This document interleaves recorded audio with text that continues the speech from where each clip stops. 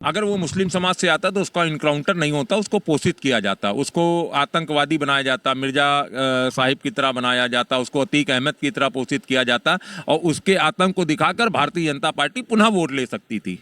तो मतलब बीजेपी हिंदू मुस्लिम कर रही है? नहीं, हिंदू मुस्लिम नहीं कर रही है, वो हिंदुओं को आतंकवाद गुंडागर्दी के खिलाफ डरा करके अपने वोट को सेव कर रही है। और ये देखा जाए तो ये एक ऐसा विस्फोटक पदार्थ तय कर रहे हैं कि आने वाला समय जब इनकी सत्ता जाएगी तो हिंदू कतरा कतरा, एक भरत तिवारी छोड़ दिए, अनंत हिंदू मारे जाएंगे।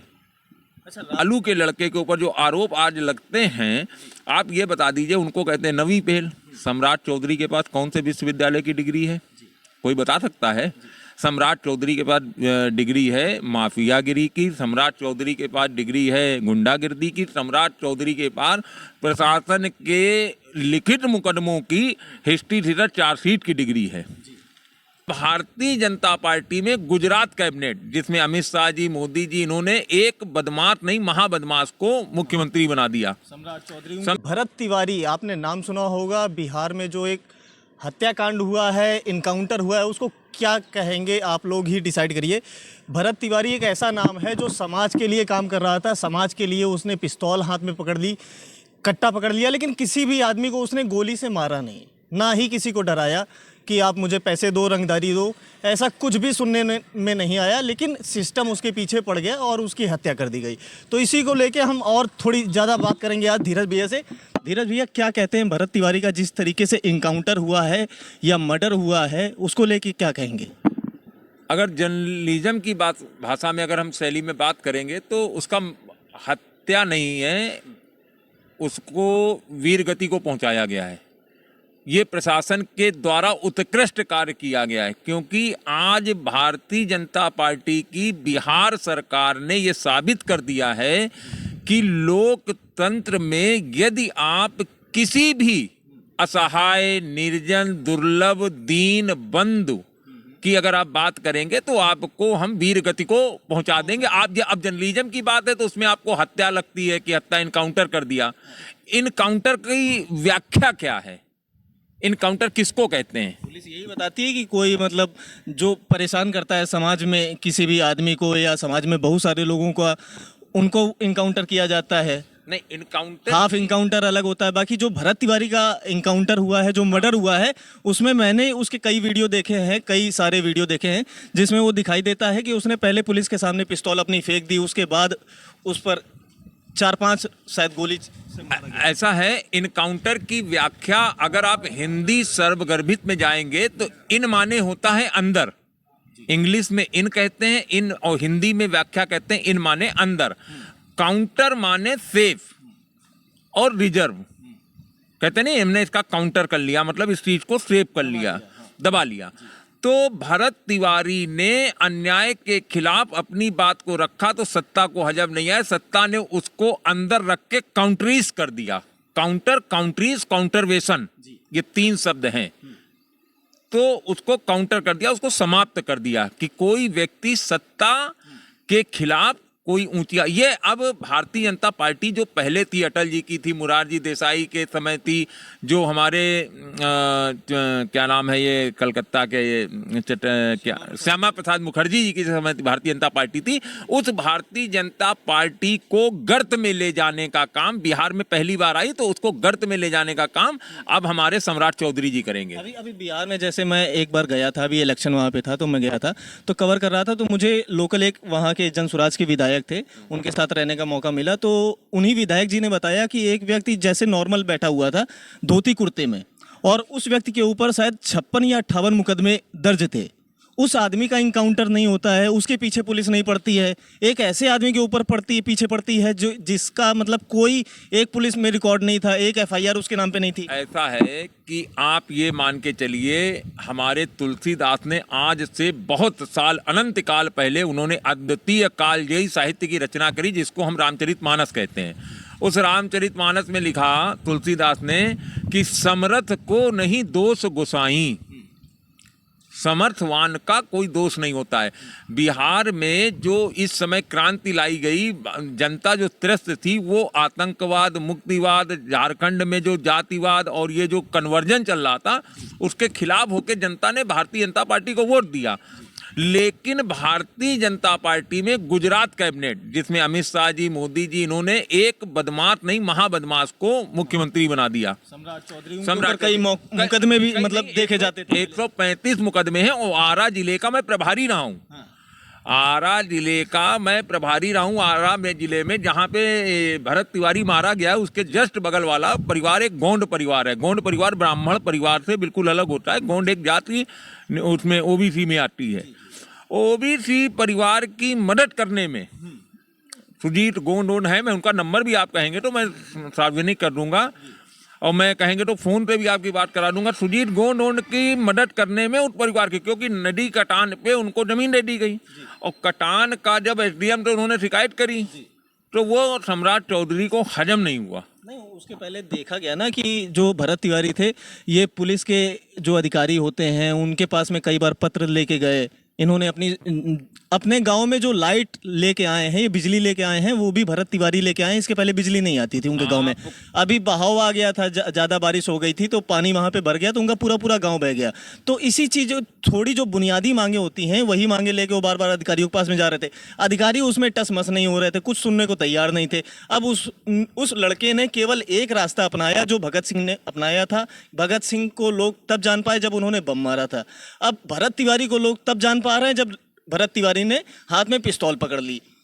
भरत तिवारी और भगत सिंह में दोनों चीजों में अंतर है। भगत, जैसे आपने कहा ना, भगत सिंह को तब जाना था दुनिया में जिसने जब वो असेंबली में बम मारा था।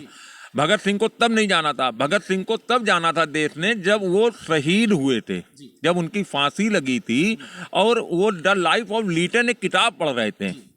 उस किताब के 10 पन्ने रह गए थे। उन्होंने अंतिम समय में कहा उनको फांसी भी 2 घंटे 4 बजे दे दी गई थी। तो उसी प्रकार भगत सिंह और भरत तिवारी में ज्यादा अंतर नहीं समझ में आता है। वो देश को आजाद कराने के लिए उन्होंने अपनी जान दी थी और ये देश में बैठे भ्रष्ट सिस्टम, भ्रष्ट नेताओं के खिलाफ बोल रहे थे। एक वीडियो इनका देखा गया भरत तिवारी का, जिसमें भरत तिवारी कह रहे हैं कि जितने भी नेता हों वही वादा करें जो पूरा कर पाए, जबरदस्ती के वादे जनता से ना करें। तो इसमें कौन सी गलत बात थी? तो एक बात आप बता दीजिए, जब अंग्रेजों के खिलाफ भगत सिंह ने कोई बात करी थी तो वही सिस्टम तो आज भी लागू है। कलेक्टर आपके वहाँ है, कमिश्नर वहाँ है, आपके वहाँ है। किसी आपने पद दायित्व को तो चेंज नहीं किया। कलेक्टर मतलब ये होता था अंग्रेजों को जो जनता के खून के पैसे को चूस करके कलेक्ट करके देने का काम कलेक्टर करता था। कमिश्नर उसमें से कमीशन लेके सरकार तक पहुंचाता था, वो कमिश्नर कहलाता था। आपने किसी पदोन्नति में तो कोई पदाहस्त नहीं किया। तो इसलिए आपने वही पद्धति और उसी सिस्टम के खिलाफ भरत तिवारी ने आवाज उठाई तो उसको दाबा गया। भरत तिवारी को दाबा गया। इसके अलावा अभी देखा जा रहा है कि इनकाउंटर उस लड़के का हो गया, भरत तिवारी का। अभी उसके माँ बाप के ऊपर, उसके भाई के ऊपर मुकदमा दर्ज हो गया कि आपने सरकारी काम में हस्तक्षेप किया, आपने कोई असलहा आप छुपा के रखे थे, उसको आपने बताया नहीं पुलिस को। भाई ऐसा है, भारतीय जनता पार्टी और राष्ट्रीय स्वयंसेवक संघ के आप खिलाफ बोलेंगे तो आप राष्ट्रद्रोही हो जाएंगे। आज का वर्तमान समय जो है, आप भारतीय जनता पार्टी के खिलाफ शायद भरत तिवारी बात नहीं कर रहे थे, वो बात कर रहे थे भ्रष्ट नेताओं के खिलाफ, भ्रष्ट अधिकारियों के खिलाफ। क्या भारतीय जनता पार्टी में कोई भ्रष्ट नहीं है? मैं उस बात पे आ ही नहीं रहा हूँ। मैं Bharatiya Janata party, BSP, Samajwadi party, उस बात पे बात नहीं कर रहा हूँ। आज मैं बात कर रहा हूँ सिस्टम की। सिस्टम ने उस आज सिस्टम किसका है? देखिए, सत्तामद के लोभ में हुई सम्राट की जीत और भरत तिवारी संघर्ष करें भीष्म पितामह अति भीत। उनको भीष्म पितामह की तरह संघारित कर दिया गया। ये भारतीय जनता पार्टी के जैसे आप राष्ट्रीय, आप भरत तिवारी तो एक नाम आप ध्यान रहे ना, आप सुनील जोशी को पकड़िए जो भारतीय ट्रेंडिंग में चल रहे हैं। भरत तिवारी ने एक ऐसा काम सिस्टम से वो इस तरीके से लड़े हैं कि बहुत सारे कमेंट दिखाए जाते हैं कि भरत तिवारी ने आवाज़ उठाई है, हम सब के लिए आवाज़ उठाई, उसने अपने लिए नहीं उठाई कि मेरे घर में ऐसा करवा दो। भरत तिवारी का घर देखा जाता है कि भरत तिवारी के घर में अभी सही से प्लास्टर नहीं हुआ है। भाई भरत तिवारी जो हैं एक उन्होंने अपने समाज अपनी जनता आरा के लिए, मैं आरा में व्यक्तिगत रहा हूँ, मेरा व्यक्तिगत कार्य क्षेत्र रहा है आरा, मेरे वहाँ पे कम से कम आज की डेट में 700 से 800 आदमी जहाँ पे भरत तिवारी का इनकाउंटर हुआ उस क्षेत्र का मैं प्रभारी रह चुका हूँ, मैंने उस जमीनी क्षेत्र पे काम किया है। भरत तिवारी एक छोटी चीज है, बड़े बड़े राष्ट्रीय कार्यकारिणी के जो संगठन मंत्री भारतीय जनता पार्टी को उनको दबा दिया गया गुजरात सरकार ने। तो सम्राट चौधरी जो है ये नरेंद्र मोदी और अमित शाह जी का एक मोहरा है और नीतीश जी को हटा करके ये भी देखा जा रहा है कि जो वहाँ पे नॉर्मल थानाध्यक्ष होता है, जैसे एसओ होता है, एएसपी होता है, तो वो जाती है फोर्स। अब वहाँ पे वो बता रहे हैं कि ये वीडियो लाइव देखा गया है, भरत तिवारी ने अपने फेसबुक पेज से लाइव किया है कि ये मैंने फेंक दिया और अब आप मुझे अरेस्ट कर लो। तो अरेस्ट करने में कौन से उनको गोली चलानी पड़ गई, या मतलब 3 गोली अगर उन्होंने पैर में मारी थी तो गाड़ी के अंदर दोबारा 1-2 गोली क्यों मारी, उसको खत्म ही करना क्यों मकसद था उनका? भाई साहब एक बात है, अगर उसको खत्म नहीं करते, उसको ये इनकाउंटर नहीं करते तो वो और जनता उसके प्रति जागृत होती और वो समाज में और उभरता, वो इनके लिए ताबूत की कील की तरह इनके लिए साबित होता। तो कील कोई नहीं चाहता है कि आज राजनीति में मेरे लिए कील, जैसे कि भारतीय जनता पार्टी में सुनील जोशी को खत्म कर दिया मोदी जी ने, चंपत राय को बैठाल दिया राम मंदिर में। तो ये एक इनका प्रोपोगंडा है, जो कहते नहीं है खाता ना भाई, जो मोदी जी कहते वही सही। तो जो देश में और प्रदेशों में मोदी जी और अमित शाह के कैडर को मानेगा वही राज्य करेगा, अन्यथा नहीं करेगा। ये बिल्कुल आप सत्य मानिए। नीतीश इनके खिलाफ जा सकते थे, समर्थन वापस ले सकते थे, इनके लड़के को दबाव में बना के नीतीश को मुख्यमंत्री पद से हटाना एक बड़ी सोची समझी रणनीति है। मुलायम का लड़का और अखिलेश का लड़का और अखिलेश की लड़की और लालू के लड़के के ऊपर जो आरोप आज लगते हैं, आप ये बता दीजिए उनको कहते हैं नवी पहल। सम्राट चौधरी के पास कौन से विश्वविद्यालय की डिग्री है, कोई बता सकता है? सम्राट चौधरी के पास डिग्री है माफियागिरी की, सम्राट चौधरी के पास डिग्री है गुंडागिर्दी की, सम्राट चौधरी के पास प्रशासन के लिखित मुकदमों की हिस्ट्री थीटर चार्जशीट की डिग्री है।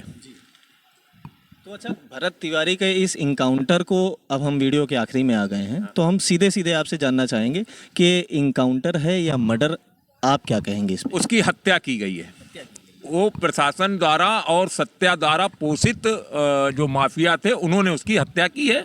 और दैट्स ऑल। ये कहने को कहा जाएगा कि ब्राह्मण समुदाय को दबाने की कोशिश करते हैं कि परशुराम की जो बात करेगा वो राज्य नहीं करेगा, ऐसा एक संदेश देने की। मतलब ये भी हो सकता था कि वो ब्राह्मण ना होता, किसी दूसरी जात से आता तो एक बार उसको छोड़ दिया जाता, या इनकाउंटर उसका फुल नहीं होता। अगर वो मुस्लिम समाज से आता तो उसका इनकाउंटर नहीं होता, उसको पोषित किया जाता, उसको आतंकवादी बनाया जाता, मिर्जा साहिब की तरह बनाया जाता, उसको अतीक अहमद की तरह पोषित किया जाता और उसके आतंक को दिखाकर भारतीय जनता पार्टी पुनः वोट ले सकती थी। तो मतलब बीजेपी हिंदू मुस्लिम कर रही है? नहीं, हिंदू मुस्लिम नहीं कर रही है, वो हिंदुओं को आतंकवाद गुंडागर्दी के खिलाफ डरा करके अपने वोट को सेव कर रही है। और ये देखा जाए तो ये एक ऐसा विस्फोटक पदार्थ तय कर रहे हैं कि आने वाला समय जब इनकी सत्ता जाएगी तो हिंदू कतरा कतरा, एक भरत तिवारी छोड़ दिए, अनंत हिंदू मारे जाएंगे।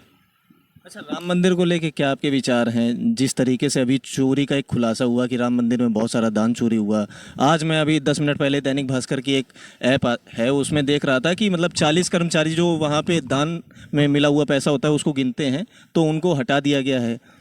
राम मंदिर बहुत बड़ी मतलब आस्था लोगों पे रखते हैं, 130 करोड़ 140 करोड़ देशवासी हैं, तो शायद कोई ऐसा आदमी ना हो जो राम जी को ना पूछता हो ना मानता हो, और वहाँ पे चोरी हो रही है प्रशासन के पैरों के नीचे।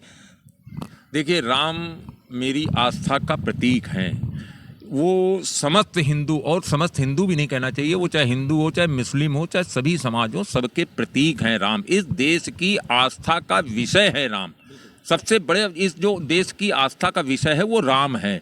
और मानस में तुलसीदास ने लिखा है, साफ साफ लिखा है कि नहु कहूँ जाहि और कहीं कहीं प्रभाव तहीं जाहि। जिसका प्रभाव होगा, राम ने कभी भी अपने प्रभाव से रावण का वध नहीं किया। रावण की अहिंसा को देखते हुए समृद्ध समाज को जागृत करके रावण का उन्होंने मतलब सुंदरीकरण किया अयोध्या का, बहुत सारा चढ़ावा आया, बहुत सारा सोना आया, बहुत सारा विदेशों से सोना और हीरा जेवरात आए, और मतलब अभी देखा जा रहा है कि सब कुछ गायब है, मैक्सिमम आइटम वहाँ से गायब हो गया। तो लोग क्या सोचेंगे अब इसको देखते हुए, लोग अब क्या चढ़ावा चढ़ाएंगे मंदिर में जाके? देखिए, राम का पहली बात तो सुंदरीकरण ना अयोध्या का हुआ था ना हो पाएगा, क्योंकि जो प्रकृति पहले से सुंदर, जहाँ राम जन्मे उसका एक रज रज कण कण पहले से सुंदर। बीजेपी कह रही है कि हमने सुंदरीकरण किया अयोध्या को हमने बदला। इसके पहले अयोध्या ऐसी थी कि लोग आना पसंद नहीं करते थे, अब लोग वहाँ पे जा रहे हैं, विदेशों से लोग आ रहे हैं। ऐसा है, इनकी पोपोगंडा साइट जो थी, इन्होंने पोपोगंडा बना के एक वो कर दिया था। राम मंदिर मेरा भी आस्था थी, हम लोगों ने भी सहयोग दिया, लेकिन हम लोग 1000-2000 रुपए सहयोग दे के, 5000 रुपए का सहयोग दे के हम तो जेल भी गए। राम जन्मभूमि में मैं आंदोलन में मैं जेल भी गया, और जिस समय गुम्बद टूट रहा था मैं प्रत्यक्षदर्शी था, क्योंकि मैं संघ का दायित्व में था उस समय, और माननीय ऋतुम्बरा जी उस समय उद्बोधन कर रही थी जिस समय गुम्बद टूट रहा था। बाकी ना अशोक सिंघल जी वहाँ थे, कोई नहीं थे। अगर प्रत्यक्षदर्शी जो भी होंगे, मोदी जी भी वहाँ नहीं थे, कोई व्यक्ति नहीं था। हम लोग यहाँ से थे, कानपुर थे, हम लोग का एक था, कसो लंगोटो ले लो सोटो अबे अयोध्या चलनो है, ये गुजराती एक गीत चल रहा था जिस समय वो गुम्बद टूट रहा था। इन्होंने राम मंदिर में लूट तो की है। देखिए, हमारे चोर भी हम हैं, साहूकार भी हम हैं, SIT भी हम हैं, जांच विशेष दल भी हम हैं, सत्ता भी हम हैं, सब कुछ मतलब हम हैं। तो इस विषय को हम राम के उसमें प्रश्नवाचक चिन्ह नहीं लगा सकते, और राम के नाम पे तो दुनिया खा रही है, इन्होंने खा लिया तो क्या राम को लाए थे और राम का धन खाएंगे? मतलब बहुत बड़ा गाना बना दिया, जो राम को लाए हम उनको लाएंगे। राम को लाए थे। आस्था से लोगों की खिलवाड़ हो रहा है। मतलब जो दूसरे धर्म के लोग हैं वो तो मतलब ठाके मार के हंसेंगे कि मतलब बताइए हिंदू धर्म क्या चल रहा है, सनातन धर्म क्या चल रहा है। ये मतलब भगवान के नाम पे खुलेआम चोरी हो रही है। नहीं, नेता सारे चोर हैं, पब्लिक रही बताए, वो हरिश्चंद्र उसको मानिए जो ना पकड़ा जाए। जो पकड़ा नहीं जा रहा वही हरिश्चंद्र है, और नेता सारे चोर हैं। अगर चंपत राय जी ने चोरी नहीं की है, इसमें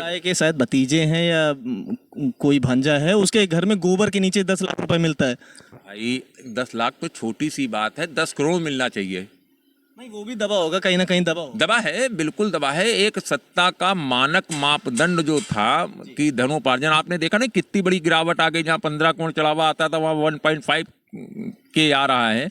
इसके लिए जनता जागरूक हो रही है। मेरा तो कहना है मंदिरों इतना कम आ रहा है कि मतलब ये आकलन, ये जो बता रहे हैं, आंकड़ा एक बता रहे हैं, वही गलत है। आकलन क्या बताएं, हमने क्या ना, चोर सब हैं, चोर चोर मौसेरे भाई, ये कहावत कही गई है हमारे वहाँ, प्राचीन काल से गई है। सब चोर हैं। चंदा तो मैं तो एक समाज को उपदेश देना चाहूंगा कि आप मंदिरों में धनोपार्जन मत होने दीजिए। धन क्यों चढ़ा रहे हैं? जब धन नहीं चढ़ाओगे तो चोरी नहीं होगा।